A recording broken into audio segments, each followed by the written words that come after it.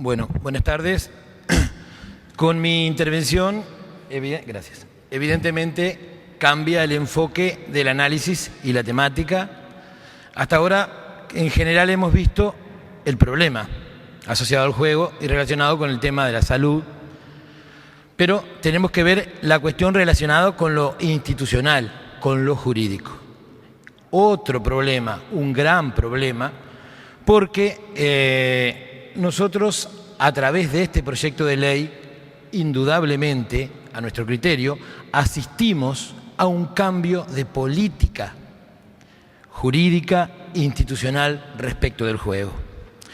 Nosotros, en forma conjunta con los sindicatos relacionados con esta temática, tuvimos una intervención, se nos dio la oportunidad de hablar en la Comisión de Hacienda de la Cámara de Diputados de este Parlamento, en el cual dimos nuestra postura respecto de esta ley. Creo que analizar jurídicamente este tema implica una mirada mucho más comprensiva que lo meramente institucional. Acá no está en juego solamente el diseño institucional, acá está en juego toda una política relacionada con el tema del juego. Es decir, el tema en sí involucra, a nuestro juicio, tres aspectos esenciales.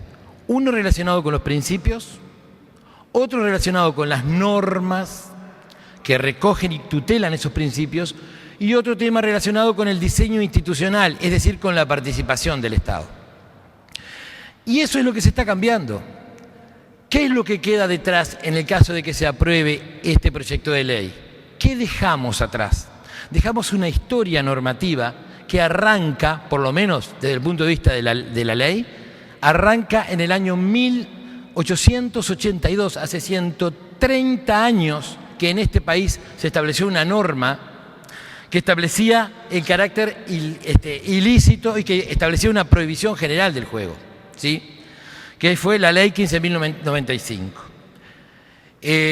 A partir de ahí, y de acuerdo a lo que han señalado varios teóricos y especialistas jurídicos en el tema, a partir de entonces se fue produciendo una evolución en la que se registra una etapa de prohibición del juego, ¿sí? Una etapa de prohibición en la que pesaba fuerte esta ley, la 1595, y el Código Penal de esa década, en 1889. Una segunda etapa, que es una etapa de autorización, es decir, el Parlamento, el legislador, le había dado al Poder Ejecutivo una habilitación para que autorizara el juego, pero sin perder protagonismo. Es decir, en realidad las políticas, las definiciones, los criterios, los límites, los enfoques los establecía el Parlamento, no el Poder Ejecutivo. Aún en ese periodo en el que se habilita que el Poder Ejecutivo conceda autorizaciones, una tercera etapa, que así lo ha analizado, digamos, la doctrina y quienes han estudiado este tema, que es una etapa de estatización. Se denominó la etapa de estatización del juego, que arranca en el año 1948.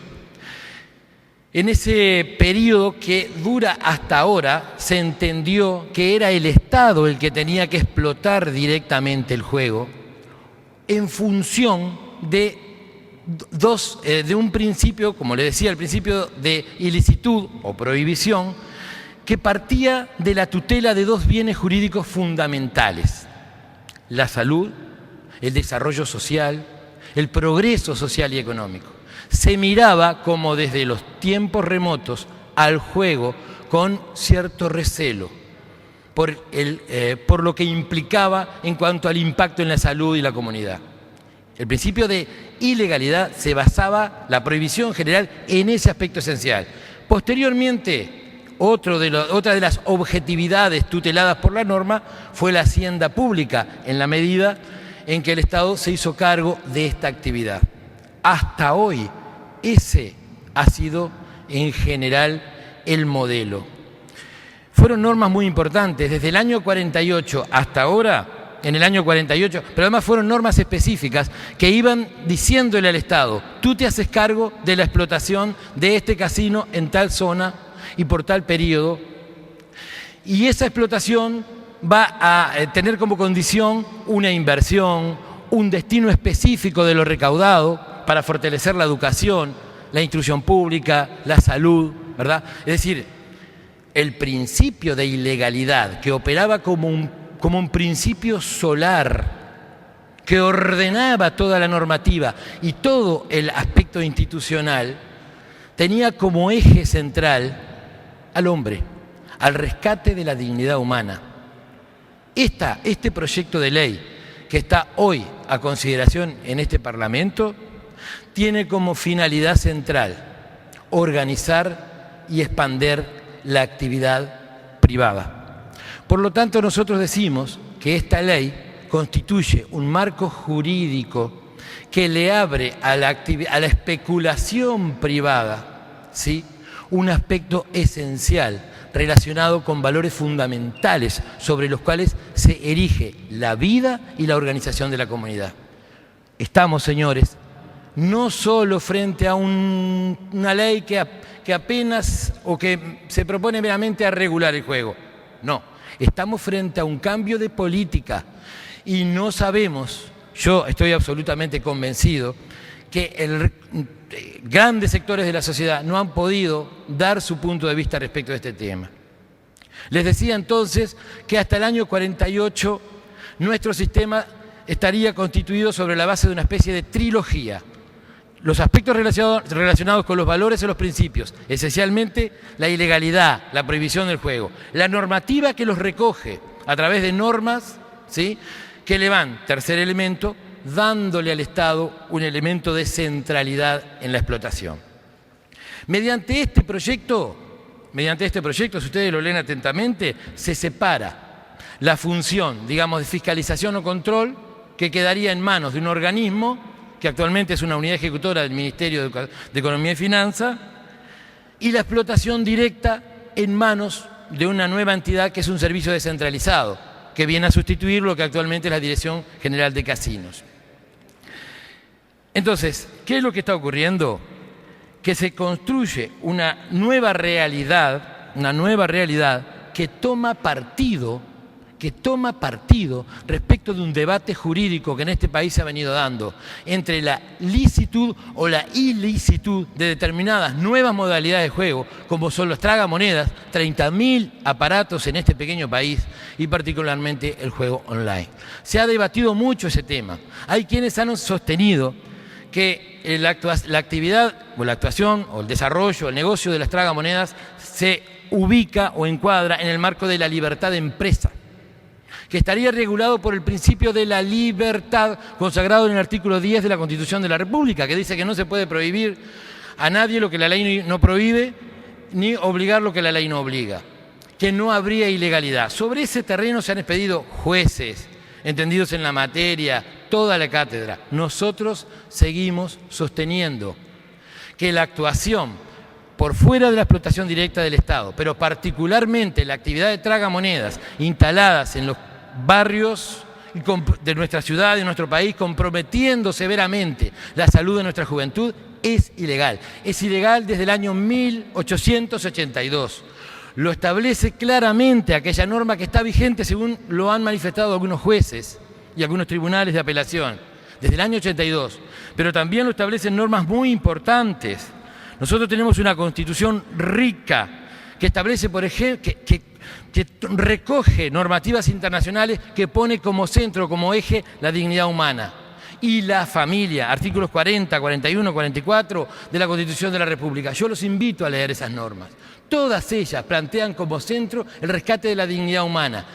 Y abrir el mercado en una actividad como esta implica incurrir claramente en un plano de ilegalidad, porque es ilegal ir contra la dignidad recogida por las normas internacionales, pactos y tratados internacionales y por nuestra propia Constitución de la República. Esto es entonces, señores, un proyecto de ley privatizador. A nuestro juicio se produce lo que siempre hemos denominado un corrimiento de fronteras. El Estado se repliega a través de esta ley y le permite a la actividad privada ingresar a un terreno, con el agravante de que está ingresando en un terreno donde está en juego ni más ni menos que aspectos relacionados con la vida y la dignidad. Pero además hay algunos elementos que no podemos desatender en cuanto a esta norma. Si ustedes analizan el proyecto, en el primer artículo se dice que se ratifica el monopolio del Estado respecto al juego. Nosotros decimos que se está ratificando lo que no existe. Nunca se estableció, salvo la situación de loterías y quinielas, en general respecto del juego no se estableció un monopolio jamás, porque la conciencia política y jurídica de este país no quiso la expansión de un negocio. Es decir, ustedes saben, en la Constitución del Uruguay, en el artículo 85, literal 17, se establece que el Parlamento puede establecer monopolios. Eso ha ocurrido en el dominio industrial y comercial del Estado. Pero no hay una ley que lo haya consagrado. Lo que ocurrió fue que sobre la base del principio de ilegalidad, el Estado comenzó a intervenir para contener la expansión, para garantizar que el resultado del juego fuera a fines o a determinadas utilidades sociales. Entonces, en los hechos, y tal como yo lo señalaba en cuanto al segundo periodo de desarrollo normativo, en los hechos, la presencia del Estado fue consolidando una especie de monopolio de hecho, que no fue expresamente establecido, pero un monopolio que partía de la confirmación de la ilegalidad de esta conducta social. La intervención era una excepción. Entonces, esta ley lo que hace es ratificar lo que no existe, pero es un artículo burdo, porque por un lado ratifica esta suerte de monopolio a través de una norma que le abre al mercado la posibilidad de incursionar en este terreno. Es como una suerte de condición espectral, si tuviéramos que definirlo. La norma crea una entidad para que desaparezca en forma inmediata. La norma crea un monopolio para entregar el negocio a la actividad privada. Una imprecisión conceptual y jurídica muy grande. Tal vez habría que hacer un abordaje desde el más elemental sentido común. Seguramente es una norma que presenta un proyecto, como le decíamos, que está cambiando una política en forma radical. En mi pueblo, yo soy del interior, a estas cosas se le llama engañapichanga. Yo creo que esa es la definición más clara respecto de ese vocablo que utiliza la norma cuando dice que se ratifica el monopolio del Estado.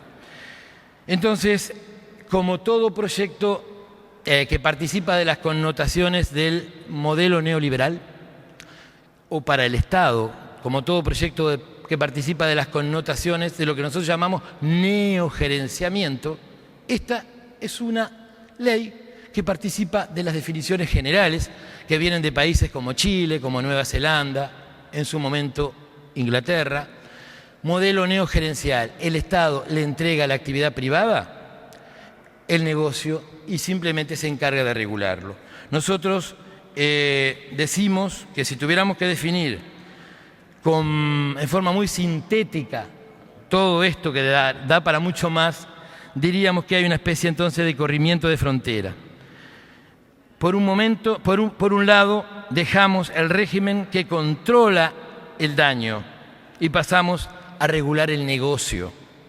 En un sistema se establece como centro el ser humano, en el otro la expansión con fines lucrativos de esa conducta.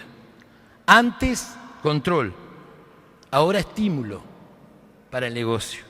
Antes, ilicitud, ahora promoción. Como decía el doctor Kohl, están en juego valores muy importantes y lo más importante, el patrimonio más caro de un pueblo, de una comunidad, que es su juventud. Yo soy integrante del movimiento, tengo el honor de ser integrante del movimiento sindical de este país como abogado asesor de varios sindicatos. Y no dudo en señalar que el decir no al juego, porque lo que está en juego para todos nosotros es lo más caro, que es nuestra juventud, una juventud sana, una juventud atada a la necesidad de la transformación de la sociedad. Por eso le decimos no al juego y no a esta ley privatizadora. Muchas gracias.